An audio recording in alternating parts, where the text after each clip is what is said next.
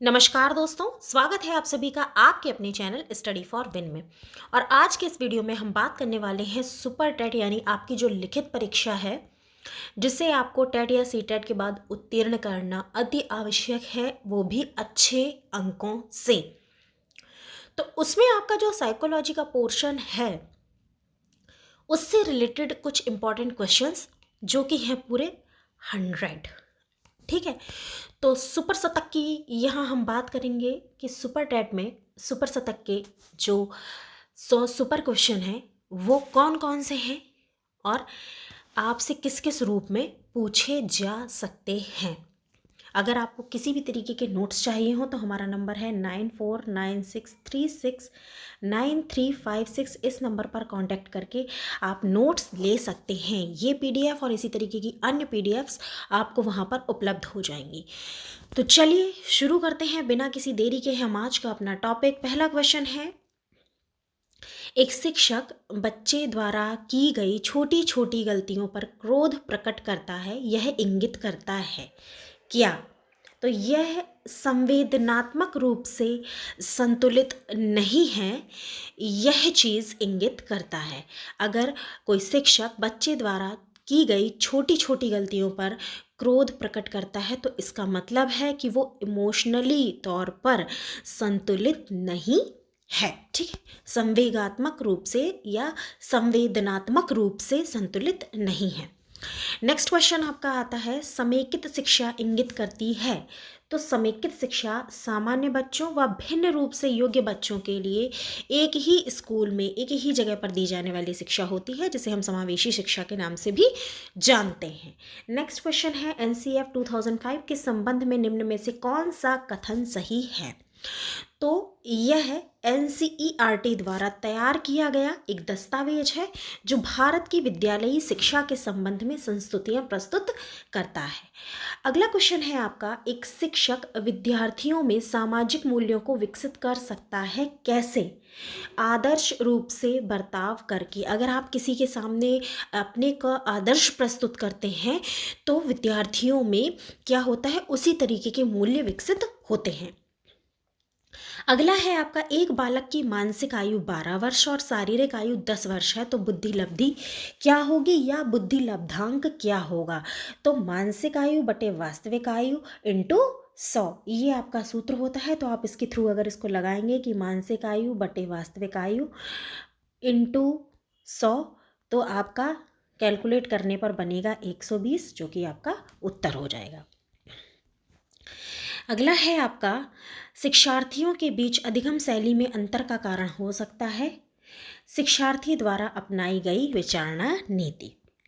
Next question है आपका, बच्चों में सीखने की प्रक्रिया में प्रगति तब हो सकती है जब हम क्या करें, बच्चों की प्रगति को नियमित रूप से जांचने के साथ साथ सुधारात्मक कदम उठाएं तब। अगला क्वेश्चन है आपका, शिक्षार्थी वैयक्तिक भिन्नता प्रदर्शित करते हैं, अतः शिक्षक को क्या करना चाहिए? सीखने के विविध अनुभवों को उपलब्ध कराना चाहिए ताकि जो बच्चा जिस हिसाब का है वो उस तरीके से सीख सके। अगर हम बच्चे को एक ही तरीके से सिखाएंगे, एक ही तरीके से शिक्षा देंगे तो वो उतने अच्छे से नहीं सीख पाएगा, और अगर हम डिफरेंट वेज में सिखाएंगे तो वो अच्छे से सीख पाएगा। नेक्स्ट क्वेश्चन है आपका, कोल वर्ग के अनुसार शिक्षक बच्चों में नैतिक मूल्यों का विकास कर सकता है कैसे, क्या करके? तो नैतिक मुद्दों पर आधारित चर्चाओं में उन्हें शामिल करके। अगला है, एक विद्यार्थी अपने अध्यापक से समय की पाबंदी सीखता है, ये किस चीज़ का उदाहरण है? ये है प्रेक्षण अधिगम का उदाहरण। अगला क्वेश्चन है आपका, प्रायः शिक्षार्थियों की त्रुटियां किस ओर संकेत करती हैं? वे कैसे सीखते हैं इस ओर संकेत करती हैं। इसमें आपके मान लीजिए अगर ऑप्शंस में क्वेश्चन आता है, टेट में आता है, तो वहां पर आपसे ये पूछा जा सकता है कि शिक्षार्थियों की त्रुटियां की ओर संकेत करती हैं, वे कैसे सीखते हैं, वे क्या सीखते हैं, वे क्यों सीखते हैं, वे कब सीखते हैं। तो आपका क्या आंसर आएगा? वे कैसे सीखते हैं। जैसे आपने एक क्वेश्चन पढ़ा होगा और अभी तक आपने उस क्वेश्चन का सामना ज़रूर किया होगा, सीखने के लिए आकलन, सीखने का आकलन, इस तरीके से 4 ऑप्शंस जो रहते हैं, बिल्कुल उसी तरीके का ये भी प्रश्न आपका है। अगला है, बच्चे उसी वातावरण में सीख सकते हैं जहाँ उत्तर है इसका जहाँ पर उनके अनुभवों और भावनाओं को उचित स्थान मिले वहीं बच्चे अच्छे से सीख सकते हैं। आपने देखा होगा कई जगह जब बच्चों के विचारों को मान्यताएं नहीं मिलती हैं तो वो वहाँ पर शांत हो जाते हैं।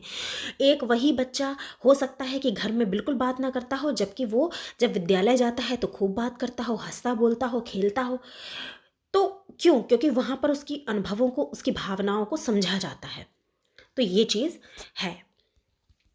नेक्स्ट है आपका, नर्सरी कक्षा में शुरुआत करने के लिए कौन सी विषय वस्तु सबसे अच्छी होती है? तो मेरा परिवार। ठीक है, यानी क्योंकि छोटा बच्चा जो होता है, हम जानते हैं कि बालक की प्रथम पाठशाला उसका परिवार और प्रथम शिक्षिका उसकी माँ होती है, तो उसी चीज़ को यहाँ पर बताया गया है। नेक्स्ट क्वेश्चन आपका है, एक बच्चा जो किससे ग्रस्त है वह 100 को वॉज, न्यूक्लियर को अनक्लियर, पढ़ता है या समझता है या इनमें अंतर नहीं कर पाता है। वो समझता है कि शॉ यानी कि वॉज ये दोनों चीज़ें इक्वल है, न्यूक्लियर और अनक्लियर इक्वल है, यानी उसको इनमें कोई अंतर नहीं लगता है। तो इसका मतलब क्या है कि वो बच्चा किस चीज़ से ग्रसित है? डिसलेक्सिया से। ठीक है, जिसको हम पठन अक्षमता कहते हैं। नेक्स्ट क्वेश्चन है आपका, राज्य स्तर की एक एकल गायन प्रतियोगिता के लिए विद्यार्थियों को तैयार करते समय एक विद्यालय लड़कियों को वरीयता देता है। यह क्या दर्शाता है? किसी को भी अगर आप वरीयता दे रहे हो, चाहे वो लड़का हो या लड़की हो, अगर आप किसी एक पर्टिकुलर जेंडर को आप अगर वरीयता दे रहे हो, इसका मतलब है कि वहाँ पर लैंगिक पूर्वाग्रह है। अगला क्वेश्चन है आपका, मानव व्यक्तित्व परिणाम है किस चीज़ का? तो व्यक्तित्व वंशानुक्रम और वातावरण की अंतःक्रिया का परिणाम है।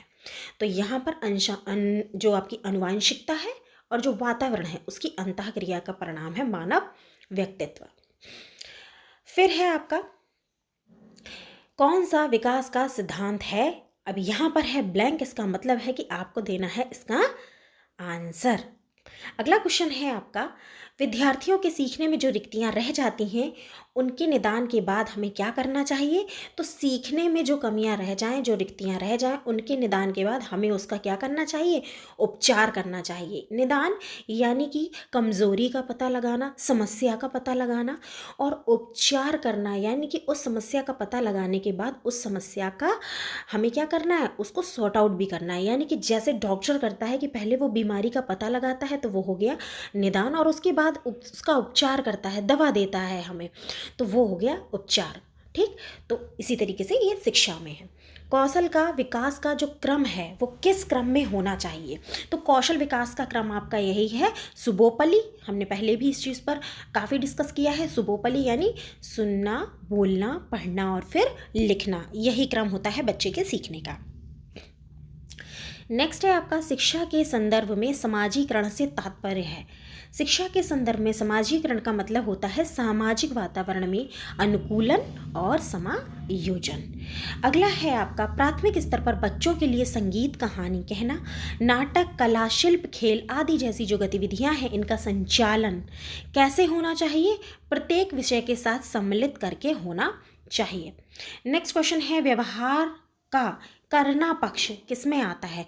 तो कोई भी काम करना। ठीक, करना क्या है? यानी कि हम उसको क्या कर रहे हैं? मोशन दे रहे हैं। कोई काम हम कर रहे हैं यानी गति प्रदान करना, तो वो गति क्षेत्र में आ जाता है। अगला है, निम्नलिखित में से एक प्राथमिक स्तर के शिक्षक के लिए सबसे ज़्यादा महत्वपूर्ण गुण कौन सा है? धैर्य और लगन। कई बार हम देखते हैं कि छोटे बच्चे जो होते हैं वो बार बार एक ही तरह की गलतियां करते हैं, बार बार एक ही तरीके के प्रश्न पूछते हैं, परेशान भी बहुत करते हैं। तो वहाँ शिक्षक को चाहिए कि उसके पास धैर्य होना चाहिए। धैर्य बहुत ज़रूरी है, साथ ही साथ उसमें काम करने की लगन होनी चाहिए। ये गुण प्राथमिक स्तर के शिक्षक के लिए बहुत ही ज़्यादा महत्वपूर्ण हैं। अगला है, यदि विद्यार्थी पाठ में रुचि न लेते हुए प्रतीत हों, यानी शिक्षक को लगे कि जो वो पढ़ा रहा है उसमें स्टूडेंट्स इंटरेस्टेड नहीं हैं, देन उसे क्या करना चाहिए? तो उसको अपनी शिक्षण विधि तुरंत बदल देनी चाहिए। यानी कि उसको इस तरीके से पढ़ाना चाहिए कि उसका शिक्षण जो है वो रोचक हो जाए, इंटरेस्टिंग हो जाए, और जैसे ही शिक्षण इंटरेस्टिंग हो जाएगा, अपने आप स्टूडेंट्स का ध्यान जो है वहाँ पर केंद्रित हो जाएगा। नेक्स्ट क्वेश्चन है, कौन सा सूक्ष्म गतिक कौशल का उदाहरण है? तो सूक्ष्म गतिक कौशल यानी लिखना, ठीक है, लिखने में हम लिखना सीखते हैं, तो ये सूक्ष्म गतिक कौशल है। अगला है आपका, बच्चे के विकास के सिद्धांतों को समझना शिक्षक की सहायता करता है शिक्षार्थियों की भिन्न अधिगम शैलियों को प्रभावी रूप से संबोधित करने में। नेक्स्ट क्वेश्चन है, सीखने की प्रक्रिया में शिक्षक की भूमिका कैसी होनी चाहिए? सुगमकर्ता के रूप में होनी चाहिए, यानी कि अगर बच्चा कुछ सीख रहा है तो शिक्षक का मेन रोल वहाँ पर क्या होता है कि वो सीखने वाली प्रक्रिया को या सिखाई जाने वाली चीज़ को एकदम ईजी बना दे। कितनी भी टफ लैंग्वेज हो, कितना भी टफ मटेरियल हो, लेकिन वो ऐसे प्रस्तुत करे बच्चों के सामने कि उनको झट से समझ में आ जाए। नेक्स्ट क्वेश्चन है, ज्ञानपीठ पुरस्कार किस क्षेत्र में श्रेष्ठ कार्य करने के लिए दिया जाता है? तो साहित्य के क्षेत्र में श्रेष्ठ कार्य करने के लिए ज्ञानपीठ पुरस्कार प्रदान किया जाता है। साखी का मूल तत्सम शब्द क्या है? साखी का मूल शब्द है साक्षी। यामा किसकी रचना है? यामा महादेवी वर्मा की रचना है। जो पसीने से उत्पन्न हुआ हो उसके लिए एक उपयुक्त शब्द क्या है? स्वेदज। नेक्स्ट है, सोहत ओढ़े पीत पट श्याम सलोने गात मनोनील मणिशैल पर आतप परियो प्रभात। प्रस्तुत पंक्तियों में कौन सा अलंकार है? तो यहाँ पर उत्प्रेक्षा अलंकार है। अब यदि आप में से किसी सज्जन को यह पता हो कि उत्प्रेक्षा अलंकार यहाँ पर कैसे है, किस कारण यहाँ पर उत्प्रेक्षा अलंकार आया है, तो कमेंट सेक्शन में जाकर बताने का कष्ट जरूर करें। नेक्स्ट क्वेश्चन है आपका, गीता मंद मंद मुस्कुरा रही है, इस वाक्य में जो मंद मंद है वो व्याकरण की दृष्टि से क्या है? तो ये आपका क्रिया विशेषण है, क्योंकि वो मुस्कुरा रही है, मुस्कुराने की क्रिया कर रही है, लेकिन कैसे मुस्कुरा रही है? मंद मंद। तो की जाने वाली क्रिया की जो विशेषता बतलाए वो क्रिया विशेषण, तो मंद शब्द यहाँ पर क्रिया विशेषण होगा। हिंदी का कौन सा प्रेमाख्यान कवि एक आंख का काना था? मलिक मोहम्मद जायसी। नेक्स्ट है, स्थिति में परिवर्तन न होने के भाव को व्यक्त करने वाली सही कहावत क्या है? वही डाक के 3 पात। किसी वस्तु को दूसरे देश में अपने देश में क्रय कर लाने को क्या कहते हैं? जब कोई वस्तु दूसरे देश से अपने देश में आती है तो उसको कहा जाता है आयात, और जब कोई वस्तु अपने देश से दूसरी जगह जाती है तो उसको कहा जाता है निर्यात। अगर आप इसमें कंफ्यूज होते हो तो बहुत सिंपल तरीका है इसको याद करने का कि वस्तु आ रही है, ठीक है, आ रही है तो आयात, और जा रही है तो इसका उल्टा निर्यात, ठीक है। आयात आना, आ रही है आया, ठीक। नेक्स्ट है आपका, जब मैं था तब हरि नहीं, अब हरि है मैं नाही, सब अंधियारा मिट गया जब दीपक देखा माही। उपरोक्त दोहे में अंधियारा और दीपक किसके प्रतीक हैं? अज्ञान और ज्ञान के। यानी जब यहाँ पर कहा जा रहा है कि सब अंधियारा मिट गया, तो यहाँ पर वो जो प्रकाश वाला अंधेरा होता है वो वाला नहीं है, यहाँ पर क्या है? अज्ञान। अंधियारा मतलब अज्ञान। जब दीपक देखा माई यानी कौन सा? जब ज्ञान रूपी दीपक जला तब अज्ञान रूपी सारा अंधेरा मिट गया, ठीक है। तो यहाँ पर ज्ञान और अज्ञान को ये दोनों चीज़ें बता रही हैं।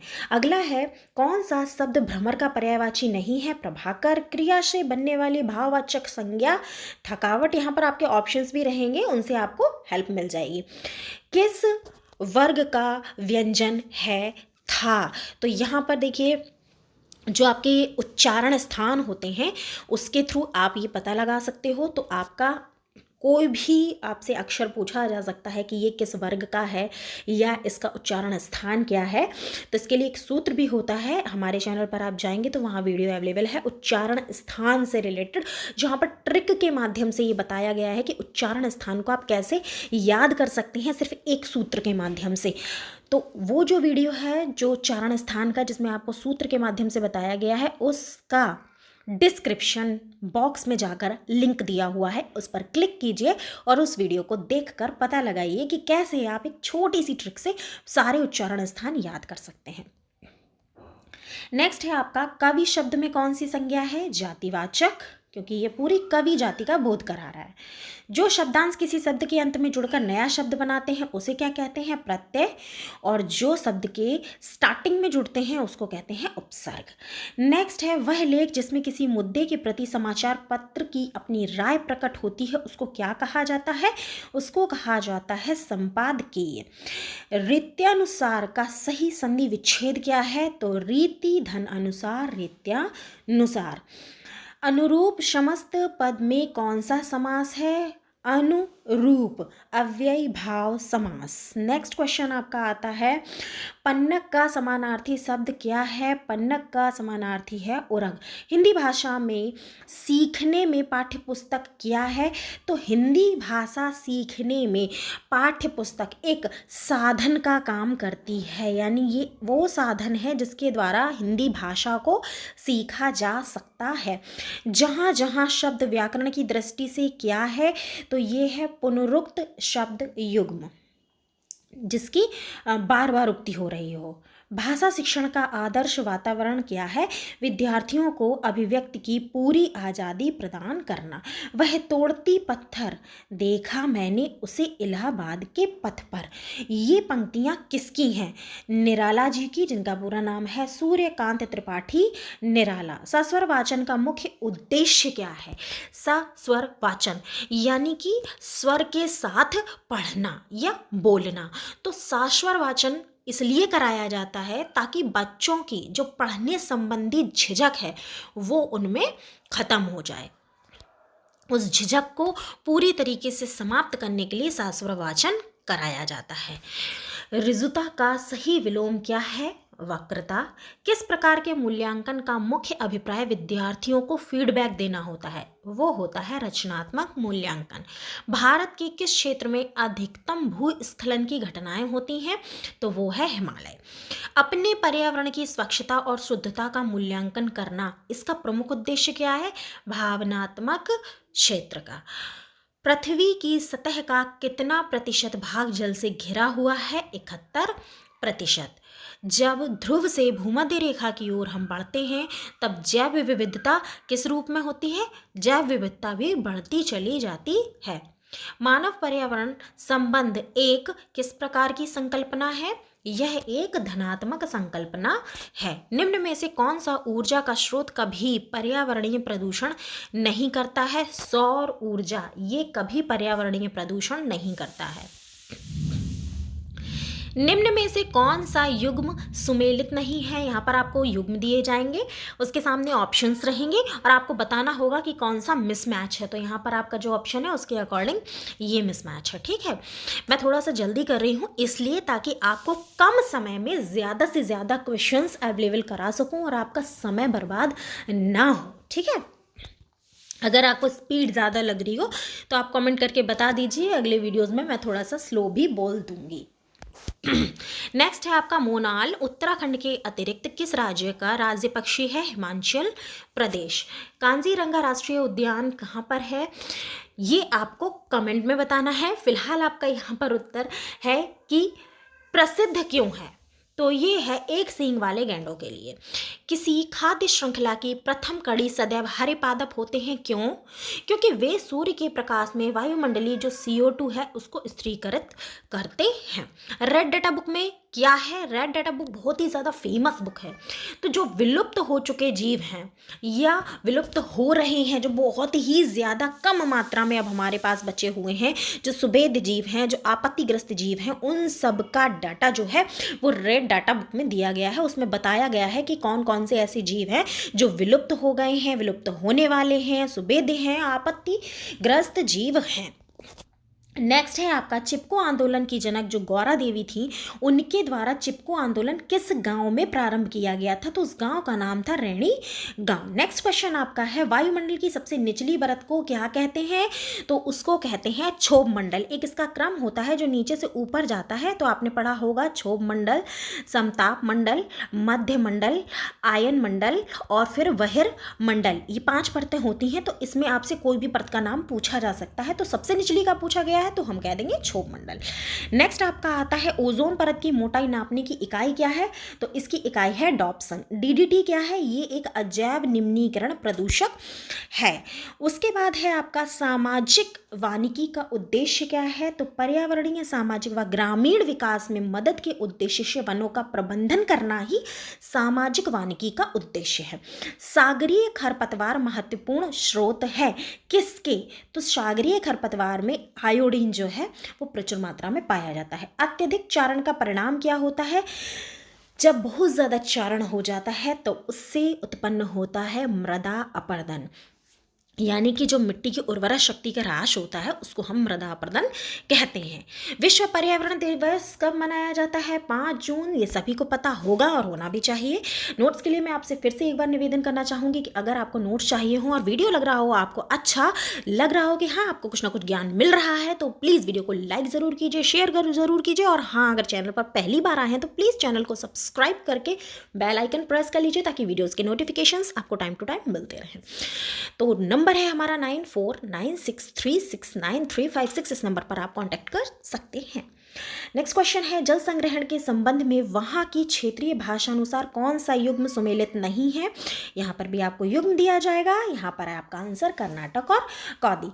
सजीवों में ऑक्सीश्वसन की प्रक्रिया में कितने किलो कैलोरी ऊर्जा अवमुक्त होती है, तो ये है 673 किलो कैलोरी। 673 किलो कैलोरी आपकी ऊर्जा जो है वो अवमुक्त होती है। बाढ़ से संबोधित पौधे मर जाते हैं, क्यों, क्योंकि मूल रूप से उनमें श्वसन जो है वो रुक जाता है। नेक्स्ट क्वेश्चन है स्मॉग या धुंध कैसे बनता है, धुएं और कोहरे से। जब ये दोनों मिक्स होते हैं तो आपका धुंध बनता है। राष्ट्रीय पाठ्यचर्या की रूपरेखा 2000 के अनुसार पर्यावरण अध्ययन को किस कक्षा समूह में स्थान दिया गया है, 3री से 5वीं कक्षा में। अम्लीय वर्षा का कारण निम्न में से किसकी सांद्रता में वृद्धि है, SO2 और NO2 की सांद्रता में वृद्धि ही इस अम्लीय वर्षा का कारण है। भूकंप की तरंगों को निरूपित करता है सिस्मोग्राफ। ह्यूमस निर्माण में कौन सहायक होते हैं, अपघटक। भारतीय शब्दों में प्रयुक्त प्रत्यय, भारतीय में कौन सा प्रत्यय लगा है, भारत धन ई, तो ई प्रत्यय आपका लगा है। कौन सा शब्द ऐच्छिक का विलोम है, ऐच्छिक का अनिवार्य। उसके बाद है माल गोदाम में समास, तत्पुरुष समास। किस शब्द में अनुस्वार का प्रयोग किया गया है, गंदा। नेक्स्ट है आपका बेलौग में कौन सा समास है, अव्ययी भाव समास। भाववाच्य में क्रिया किस प्रकार होती है, एक वचन की। पद्यांश में प्रयुक्त अलंकार यह देखिए, अरविंद से शिशुवृंद कैसे सो रहे।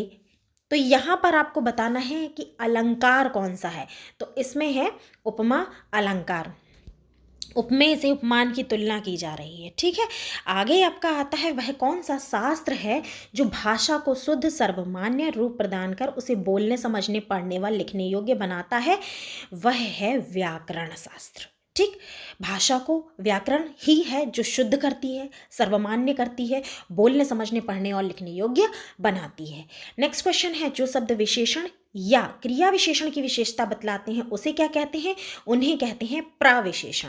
और आज की सीरीज का आपका शतक का क्वेश्चन है अनिवार्य का विपरीतार्थक या विलोम शब्द क्या है, वैकल्पिक।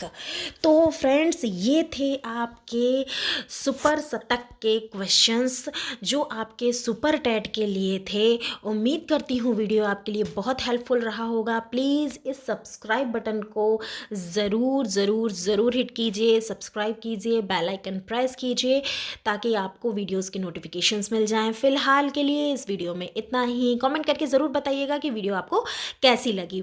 आप लोगों के मोटिवेशन की हमें हमेशा ज़रूरत रहेगी। चलिए मिलती हूँ अपने अगले वीडियो में, तब तक के लिए नमस्कार।